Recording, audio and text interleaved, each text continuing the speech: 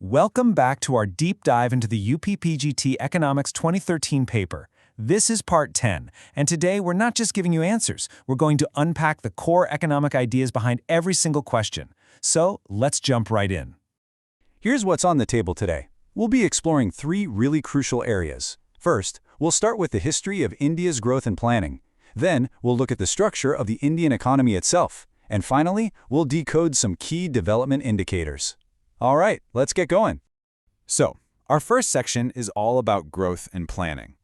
These questions take us right back to the foundations of India's economic journey and how key policies were formed. Okay, first up, a very important term, inclusive growth. The question is, in which of India's five-year plans was this concept officially used for the very first time? Take a moment to think about it. Was it the 11th, the 8th, the 7th, or the 9th five-year plan? The correct answer is A, the 11th five-year plan. But wait, don't just memorize that. Look at the context this slide gives us. It shows a clear evolution in policy.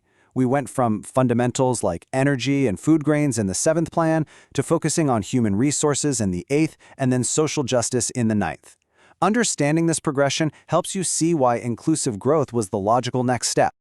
Okay, from planning for growth, let's move to measuring it. Our next question is about a very famous and honestly and often misunderstood economic term. Which economist is associated with the Hindu growth rate?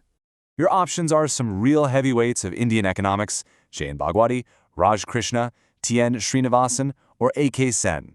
And the correct answer is B, Raj Krishna. He coined this term back in the late 70s, and it's super important to remember, this wasn't a religious statement at all, but rather a sharp commentary on the economy's slow pace.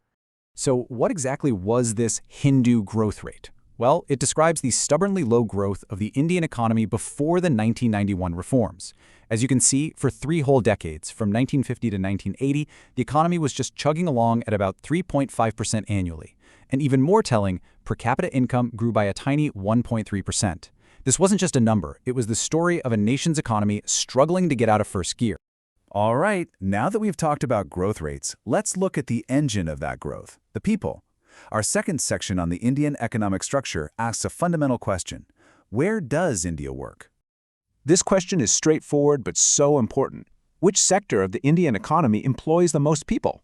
Is it the primary sector, which includes agriculture, the secondary sector, covering manufacturing, or the tertiary sector, which is all about services? And this chart tells a powerful story. The answer is A, the primary sector. Even as recently as 2011-12, nearly half of India's entire workforce was in agriculture. This is a classic feature of a developing economy, where despite growth in services and manufacturing, the primary sector remains the biggest employer by far. Next up, a question about a key financial institution. Where is the headquarters of SIDBI, the Small Industries Development Bank of India? Your options are Lucknow, New Delhi, Mumbai, or Bangalore. And the correct answer is A, Lucknow. Now, this is important because SIDBI, established back in April 1990, is the backbone of small-scale industries in India. It's the principal institution that provides the necessary finance and support for small businesses to grow, which, as we know, is absolutely crucial for job creation. We're now moving on to our third and final section, key development indicators.